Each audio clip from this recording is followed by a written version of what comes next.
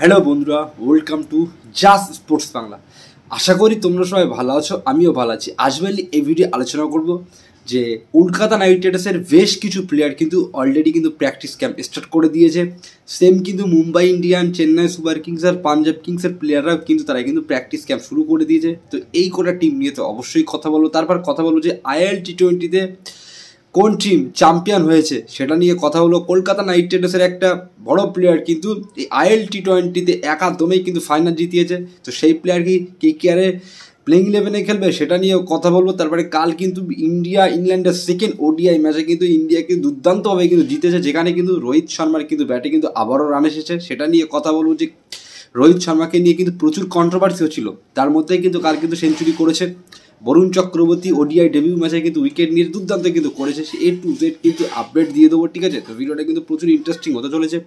Kolkata night রাইডার্সকে নিয়ে major কিছু update দেবো, চেন্নাই সুপার কিংসকে নিয়েও কিন্তু কিছু আপডেট আসে সেই মুহূর্তে, সেটা নিয়েও কিন্তু কথা হলো। তো ভিডিওটা কিন্তু প্রচুর ইন্টারেস্টিং হবে, শেষ পর্যন্ত দেখবে, ভিডিওটাকে স্কিপ করবে না, ঠিক আছে? তো তার আগে তোমাদের কাছে আমার একটা রিকোয়েস্ট, যদি চ্যানেলে নতুন আসো প্লিজ চ্যানেল সাবস্ক্রাইব করবে, আর ভিডিওটা ভালো লাগলে অবশ্যই ভিডিওটা লাইক করে ভিডিওটা বেশি বেশি করে শেয়ার করবে।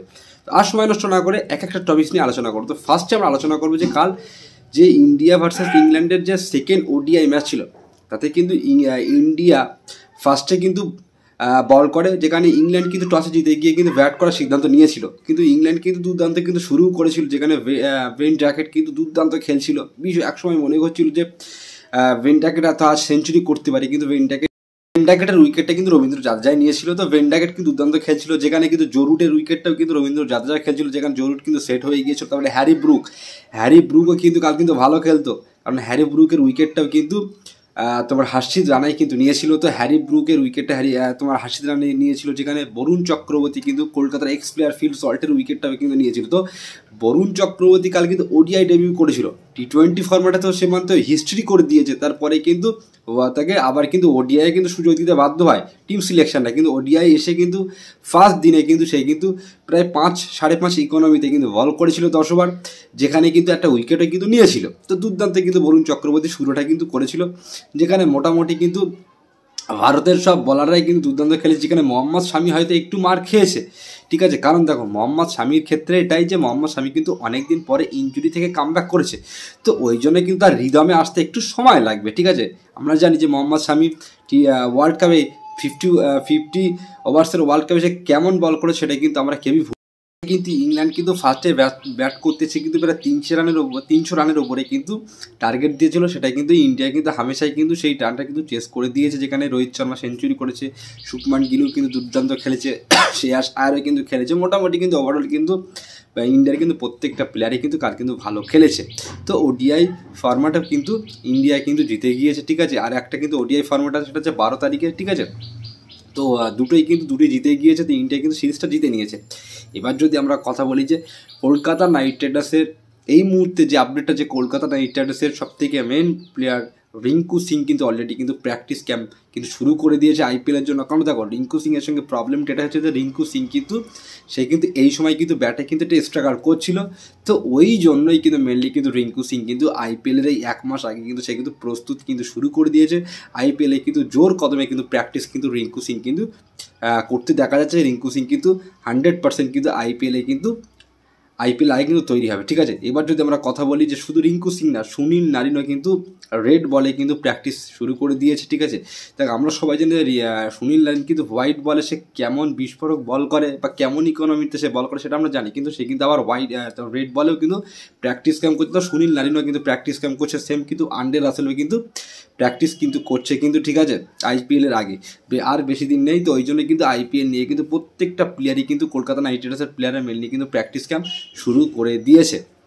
এবার যদি আমরা বলি যে চেন্নাই সুপার কিংসের, দেখো চেন্নাই সুপার কিংসের বেশ কিছু প্লেয়ার তারাও কিন্তু প্র্যাকটিস ক্যাম্প শুরু করে দিয়েছে। দেখো চেন্নাই সুপার কিংসের বেশ কিছু প্লেয়ার কিন্তু এই মুহূর্তে কিন্তু রঞ্জি ট্রফিতে খেলছে, যেখানে তোমার অনেক প্লেয়ার কিন্তু তোমার রঞ্জি ট্রফিতে খেলছে, ঠিক আছে?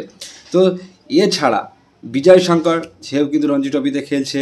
তারপরে আনসুল কম্বুজ চেন্নাইয়ের প্লেয়ার, সেও কিন্তু রঞ্জি ট্রফিতে কাল কিন্তু দুর্দান্ত কিন্তু খেলেছে। মেবি কিন্তু দারুণ কিন্তু 3-4টে উইকেটও নিয়েছে কিন্তু। তো এই মুহূর্তে চেন্নাইয়ের প্লেয়াররাও কিন্তু দুর্দান্ত ফর্মে আছে। চেন্নাইয়ের প্লেয়াররাও কিন্তু প্র্যাকটিস শুরু করে দিয়েছে। পাঞ্জাব সবার আগে কিন্তু এবার কিন্তু পাঞ্জাব কিন্তু তারা কিন্তু প্র্যাকটিস ক্যাম্প শুরু করে দিয়েছে, যেখানে পাঞ্জাব কিংসের যে প্লেয়ারগুলো তোমার কোনো রঞ্জি ট্রফি বল বা কোনো ডোমেস্টিক ক্রিকেট বা ইন্টারন্যাশনাল ক্রিকেট সব প্লেয়ারগুলো খেলছে না, তারা কিন্তু ইতিমধ্যে কিন্তু প্র্যাকটিস ক্যাম্প স্টার্ট করে দিয়েছে। ঠিক আছে, তো পাঞ্জাব কিংসের জন্য গুড নিউজ যে পাঞ্জাব কিংস কিন্তু এবার আইপিএলের আগে কিন্তু প্রস্তুতি কিন্তু শুরু করে দিয়েছে। সেম কিন্তু রাজস্থান রয়্যালসে কিন্তু আইপিএলের আগে কিন্তু তারা কিন্তু প্র্যাকটিস ক্যাম্প শুরু করে দিয়েছে, যেখানে রাজস্থান রয়্যালসের যেসব প্লেয়ারগুলো ডোমেস্টিক ক্রিকেট খেলছে না বা ইন্টারন্যাশনাল ক্রিকেট খেলছে না, সেই সব প্লেয়ারগুলোও কিন্তু অলরেডি কিন্তু তোমার প্র্যাকটিস ক্যাম্প কিন্তু শুরু করে দিয়েছে। এবার যদি আমরা বলি যে ব্যাঙ্গালোরকে নিয়ে যে আপডেটটা, যে ব্যাঙ্গালোরের কিছু প্লেয়ার কিন্তু তারা কিন্তু প্র্যাকটিস ক্যাম্প শুরু করে দিয়েছে। মেনলি কিন্তু ব্যাঙ্গালোরের যেসব ডোমেস্টিক ক্রিকেট যেসব প্লেয়ারগুলো খেলছে না, যেমন সুয়েশ শর্মা, সেও কিন্তু প্র্যাকটিস ক্যাম্প স্টার্ট করে দিয়েছে। ঠিক আছে, আর যে রঞ্জি ট্রফির পরে কিন্তু যে রাজত পাটিদার, তারপর কলকাতা নাইট রাইডার্সের প্লেয়ার আছে ভেঙ্কটেশ আয়ার, তারা কিন্তু কলকাতা যে ক্যাম্পে কিন্তু যোগ দিয়ে কিন্তু প্র্যাকটিস ক্যাম্প কিন্তু স্টার্ট করে দেবে। কারণ এই দুটো প্লেয়ার ভেঙ্কটেশ আয়ার আর তোমার রাজত পাটিদার কিন্তু এমপির হয়ে কিন্তু এই মুহূর্তে কিন্তু রঞ্জিতে কিন্তু খেলছে, যেখানে চন্দ্রকান্ত পণ্ডিত স্যার কিন্তু হেড কোচ আছে। এবার যদি আমরা কথা বলি যে আইএল টি20তে কিন্তু কাল কিন্তু দুবাই ক্যাপিটাল কিন্তু চ্যাম্পিয়ন হয়েছে, যেখানে কিন্তু আইএল টি20তে কিন্তু ডেসার্ট ভাইপার্সের বিরুদ্ধে কিন্তু খেলা হয়েছিল। ডেসার্ট ভাইপার্স আর কিন্তু দিল্লি ক্যাপিটালস, দুবাই ক্যাপিটালসের মধ্যেই কিন্তু এই ম্যাচটা হয়েছিল, যেখানে কিন্তু ডেসার্ট ভাইপার্স কিন্তু প্রায় 190 রানের টার্গেট দিয়েছিল, সেখানে কিন্তু দুবাই ক্যাপিটালস কিন্তু সেই রানটা কিন্তু চেস করে দিয়েছে। তো এই ম্যাচে কিন্তু নায়ক ছিল কিন্তু কাল কিন্তু কলকাতা নাইট রাইডার্সের প্লেয়ার রবমান পওয়েল, যে রবমান পওয়েলকে কিন্তু কলকাতা নাইট রাইডার্স কিন্তু এই 2025-এর মেগা নিলামে 2 কোটি টাকার বেস প্রাইজে নিয়েছিল। সেই রবমান পওয়েল কিন্তু কাল কিন্তু 38 বলে একটা 65 রান কিন্তু ইনিংস খেলেছে, যেখানে কিন্তু একাই কিন্তু ম্যাচটা কিন্তু এগিয়ে নিয়ে গিয়েছিল। দেখো প্রথমে ডেভিড ওয়ার্নার ছিল কিন্তু তোমার দুবাই ক্যাপিটালসে ডেভিড ওয়ার্নার আউট হয়ে গিয়েছিল। সাহেব কিন্তু দুর্দান্ত খেলেছে, কিন্তু এবার কিন্তু আইএল টি20 দুর্দান্ত কিন্তু খেলেছে। তারপরে কিন্তু কেবি সেরকম খেলতে পারেনি, তারপরে কিন্তু রবমান পওয়েল একাই এসে কিন্তু ম্যাচটা কিন্তু ফিনিশ করেছে। তার সাথে কিন্তু সেকান্দার রাজা বলে এই প্লেয়ারটাও কিন্তু দুর্দান্ত খেলেছে, যেখানে 12 বলে কিন্তু 34 রান করেছে কিন্তু সেকান্দার রাজা, আর 38 বলে 65 রান করে কিন্তু এই দুটো প্লেয়ারই কিন্তু কাল কিন্তু ম্যাচটা কিন্তু ফিনিশ করেছে আর জিতিয়েছে। ঠিক আছে, তো কলকাতা নাইট রাইডার্সের আইপিএল আর এই গুড নিউজ যে রবমান পওয়েল এই মুহূর্তে কিন্তু দুর্দান্ত কিন্তু ছন্দে আছে, আর রবমান পওয়েল কিন্তু দুর্দান্ত কিন্তু ফার্মে আছে। এটা কিন্তু কলকাতা নাইট রাইডার্সের জন্য গুড নিউজ। কারণ দেখো আন্ডে রাসেল সে কিন্তু একটু ফিটনেসের এই মুহূর্তে ফিটনেসের কিন্তু প্রবলেম আছে, কারণ ফিটনেস নিয়ে কিন্তু আন্ডে রাসেলের কিন্তু 100% ফিট নেই। আইএল টি20তে আমরা কিন্তু বেশ কিছু ম্যাচ কিন্তু আন্ডে রাসেলকে কিন্তু ইম্প্যাক্ট প্লেয়ার হিসেবে কিন্তু আমরা দেখেছিলাম। ঠিক আছে, শুধুমাত্র কিন্তু ব্যাট করতে এসেছিল, ফিল্ডিং করিনি। তো ওই জন্য কিন্তু আন্ডে রাসেলের সাথে কিন্তু ফিটনেসের একটা ইস্যু আছে, ওই জন্য কিন্তু রবমান পওয়েলের ফর্মে থাকা কিন্তু কলকাতা নাইট রাইডার্সের জন্য কিন্তু অনেকটা কিন্তু গুড নিউজ হতে পারে। ঠিক আছে, তো এইবার যদি আমরা কথা বলি যে কলকাতা নাইট রাইডার্সের ওপেনার প্লেয়ার গুরবাস আর কুইন্টন ডিককের আপডেটটা যদি নিয়ে কথা বলি, দেখো গুরবাস এই মুহূর্তে কিন্তু ব্যাটে কিন্তু রান পাচ্ছে না, কারণ গুরবাস কিন্তু সাউথ আফ্রিকা টি20 লিগে কিন্তু পেট্রিয়া ক্যাপিটালসের হয়ে খেলেছিল, সেখানে কিন্তু সে কিন্তু ব্যাটে রান পাচ্ছিল না বলে কিন্তু তাই কিন্তু ড্রপ করেছিল। তারপরে কিন্তু সে কিন্তু ডেসার্ট ভাইপার্সের হয়ে কিন্তু আইএল টি20তে খেলতে এসেছিল, সেখানেও কিন্তু সে কিন্তু 2টো ম্যাচ খেলেছে, সেখানে কিন্তু 2টো ম্যাচে কিন্তু পুরো ফ্লপ, একটাই মানে 2 রান 3 রান আর একটা মেবি 4 রান করেছে।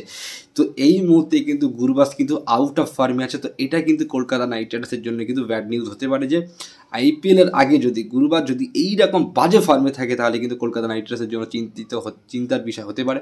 সেম কিন্তু কুইন্টন ডিকক, দেখো কুইন্টন ডিককে নিয়ে কিন্তু আলাদা কোনো কিছু বলার কোনো জায়গা নেই, কারণ কুইন্টন ডিকক কিন্তু সে কিন্তু টি20 ফর্মেটে সে কেমন প্লেয়ার সেটা কিন্তু আমরা সবাই জানি। আর আইপিএলে সে কিন্তু প্রচুর কিন্তু ম্যাচ জিতিয়েছে, এক হাতে মানে প্রচুর কিন্তু রান করেছে। আর কুইন্টন ডিককের মতন প্লেয়ার আমরা সবাই জানি সে কী করতে পারে। তো সেই কুইন্টন ডিকক কিন্তু ইন্টারন্যাশনাল ক্রিকেট থেকে কিন্তু সে, দেখো কুইন্টন ডিককের বয়সটা কিন্তু অল্প 32 বছর বয়স, তো এই 32 বছর বয়সে কিন্তু সে অবসর নিয়েছে। তো কুইন্টন ডিকক কিন্তু এই মুহূর্তে কিন্তু খুব একটা ভালো কিন্তু ফর্মে নেই, কারণ সাউথ আফ্রিকা টি20 লিগে কিন্তু একটা দুটো ম্যাচ ছাড়া কিন্তু কোনো ম্যাচে সে কিন্তু রান করতে পারেনি। তো এটা ওই জন্য কিন্তু যে ডারবান সুপার জায়ান্ট অর্থাৎ লখনৌ সুপার জায়ান্টসের যে টিম ছিল সেই টিমটা কিন্তু সবার লাস্টে কিন্তু ফিনিশ করেছে কিন্তু এই কুইন্টন ডিককের টিমটা। তো ওই দেখো মেনলি কিন্তু একটা টিমের ওপেনার যদি ভালো কিছু না করতে পারে তাহলে কিন্তু সেই টিমটার কিন্তু প্রচুর বড় কিন্তু প্রবলেম হতে পারে। দেখো ওপেনাররা যদি একটু রান করে দেয় তাহলে কিন্তু মিডিল অর্ডার আর ফিনিশার তারা কিন্তু হাত খুলে কিন্তু খেলতে পারে। আর যদি ওপেনার প্লেয়ারগুলো কিন্তু ক্লস বা আউট হয়ে যায় তাড়াতাড়ি তাহলে কিন্তু এইসব প্লেয়ারদের উপরে কিন্তু চাপ আসে, তখন কিন্তু এইসব প্লেয়াররা কিন্তু চাপে খেলতে পারে না। তো এটাই কিন্তু কলকাতা নাইট রাইডার্সের প্রবলেম হতে পারে। নেক্সট সিজন আমরা যখন দেখেছিলাম যে কলকাতা যখন চ্যাম্পিয়ন হয় তখন কিন্তু কলকাতা নাইট রাইডার্স হয়ে কিন্তু সুনীল নারিন আর ফিল সল্ট প্রত্যেকটা ম্যাচে একটা না একটা প্লেয়ার কিন্তু খেলতো, একাই কিন্তু ফিনিশ করতো, বা দুটো প্লেয়ারও কিন্তু কোনোদিন আমরা ম্যাচ কিন্তু ফিনিশ করতে দেখেছি। তো ওই জন্যই কিন্তু কলকাতা কিন্তু চ্যাম্পিয়ন হয়েছিল। তো এবার কিন্তু কলকাতার দুটো ওপেনার প্লেয়ার ফিল্ডস এই কুইন্টন ডিকক আর কুরবাত কিন্তু আউট অফ ফর্মে আছে। তো কলকাতা নাইট রাইডার্স হয়তো মেবি এবার কিন্তু আজিঙ্ক্য রিয়ানি আর কিন্তু সুনীল নারিনের কিন্তু এই কম্বিনেশন বা আজিঙ্ক্য রিয়ানি বা কুইন্টন ডিককের কিন্তু এই দুটো কিন্তু জুটি কিন্তু ইউজ করতে পারে, কারণ আজিঙ্ক্য রিয়ানি কিন্তু এই মুহূর্তে কিন্তু দুরান্ত কিন্তু ফর্মে আছে। ঠিক আছে, তো এই দিক কটা আপডেট ছিল মেনলি। আর একটা ভিডিও আমি আলোচনা করবো যে কলকাতা নাইট রাইডার্সের মেন ফাস্ট বোলার আনরিক নকিয়া কিন্তু রোল আউট হয়ে গেছে কিন্তু চ্যাম্পিয়ন ট্রফি থেকে। তো সেটা নিয়ে আলোচনা করছে কলকাতা নাইট রাইডার্সের ওই কিন্তু আইপিএল খেলবে না তার রিপ্লেসমেন্ট বলতে পারে, সেটা নিয়ে কথা বললো। তারপরে সেম কিন্তু রয়্যাল চ্যালেঞ্জার ব্যাঙ্গালোরের কিন্তু জর্জ হ্যাজালউড কিন্তু সেও কিন্তু চ্যাম্পিয়ন ট্রফি থেকে কিন্তু রোল আউট হয়ে গিয়েছে। সেম হায়দ্রাবাদের কিন্তু প্যাট কামিন্স। তো এই তিনটে প্লেয়ার নিয়ে কিন্তু কথা হলো যে এই তিনটে প্লেয়ারের রিপ্লেসমেন্ট কোন প্লেয়ার আসতে পারে A to Z এই নিয়ে কিন্তু বিশেষ করে কিন্তু কলকাতা নাইট রাইডার্সের প্রবলেমটা নিয়ে কিন্তু কথা বলবো। তো একটা আলাদা ভিডিও করবো। তো এই ভিডিওটা যদি ভালো লাগে ভিডিওটা লাইক করবে, চ্যানেলে নতুন আসলে প্লিজ চ্যানেলটা সাবস্ক্রাইব করবে আর ভিডিওটা বেশি বেশি করে শেয়ার করবে। তো আজ এখানে শেষ করলাম।